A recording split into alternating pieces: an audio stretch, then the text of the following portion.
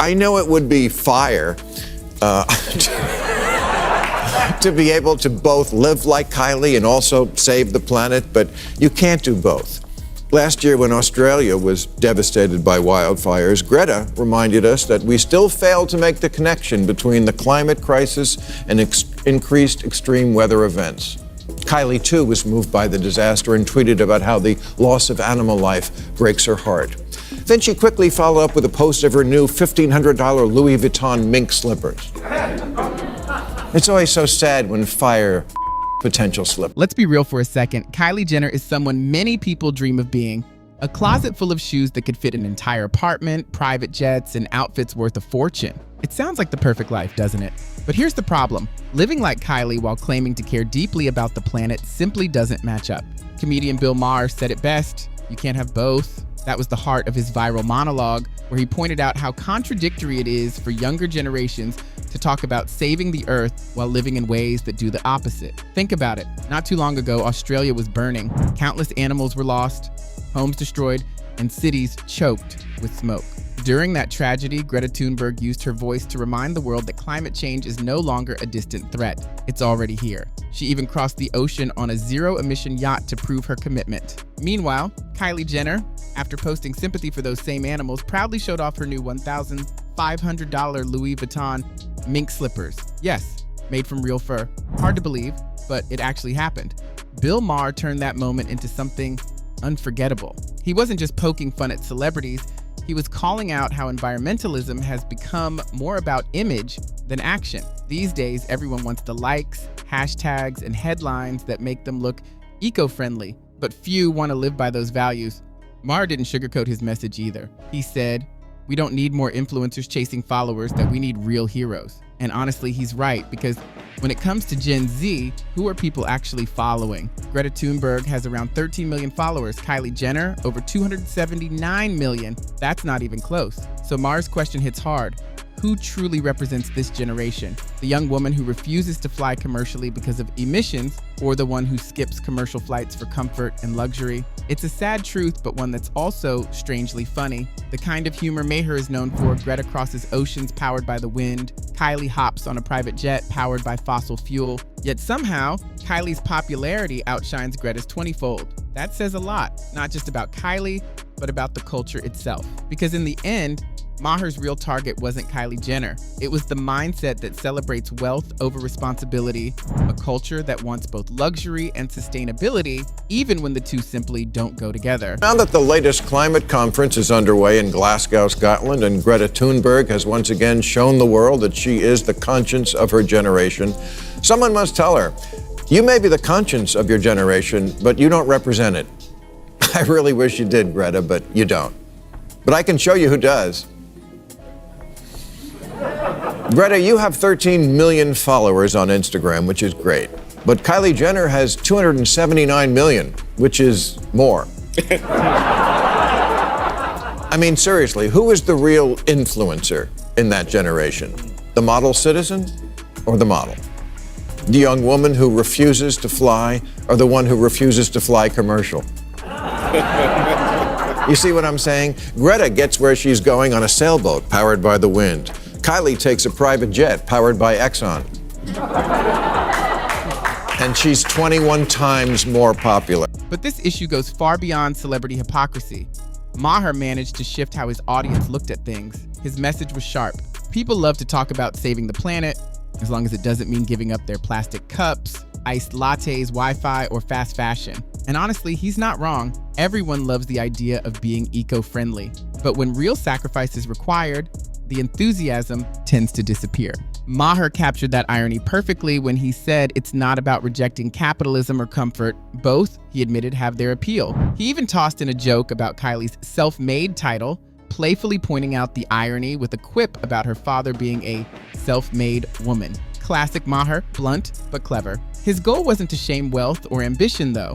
It was to make people recognize how often we ignore the consequences of our own lifestyles. Take a look at Kylie's world, a wardrobe overflowing with outfits she's worn only once. Meanwhile, Greta Thunberg has spent years wearing the same coat, choosing not to feed into endless consumerism. Yet somehow, it's Kylie who stays in the spotlight. Now, this is not a screed against comfort or capitalism. I'm fond of both.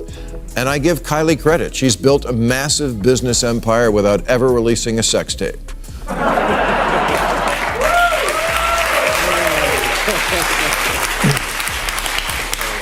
And like her dad, she's a self-made woman.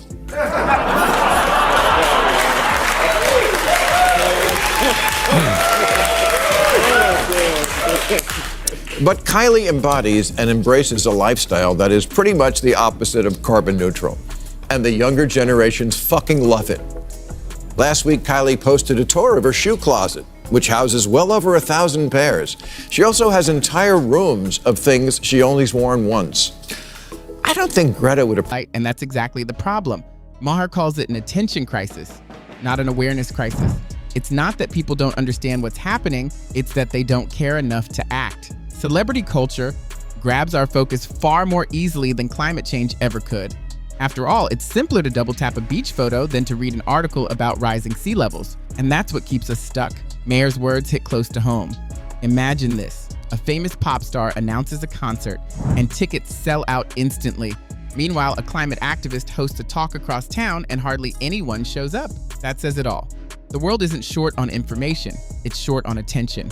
Nothing will improve until people start valuing the planet more than their own image.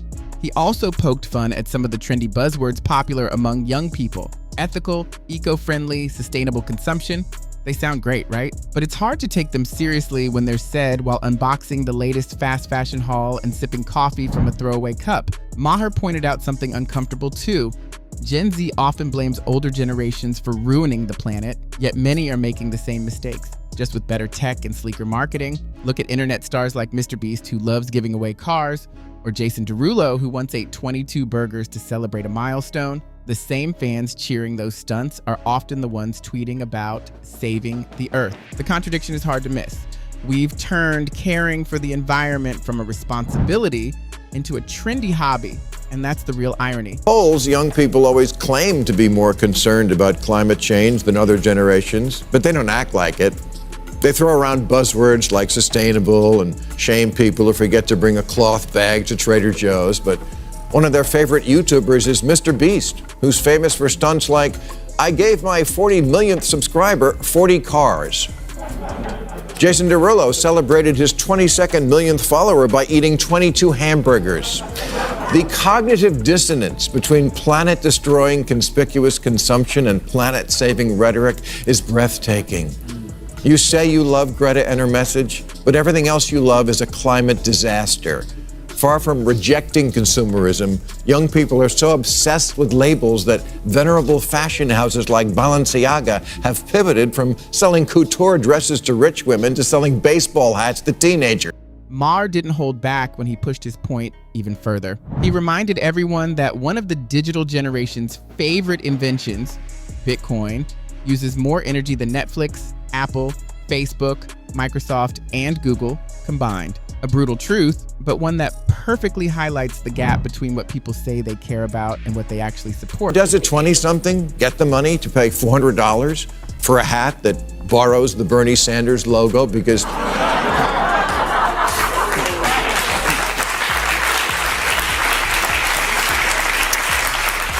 because you're like a socialist and stuff? From mommy and daddy, of course, those huge assholes who ruined the planet.